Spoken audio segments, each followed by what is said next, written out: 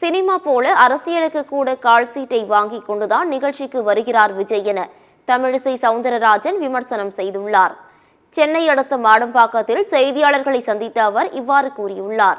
தமிழகத்தில் பனை மரங்கள் அழிந்து வருவதாக கூறிய அவர் இதில் தமிழக அரசு கூடுதல் கவனம் செலுத்த வேண்டும் என்று கேட்டுக்கொண்டார்.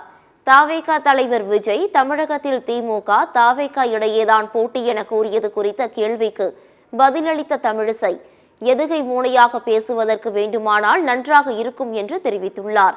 நிலவரம் அப்படி இல்லை என்று அவர் குறிப்பிட்டுள்ளார்.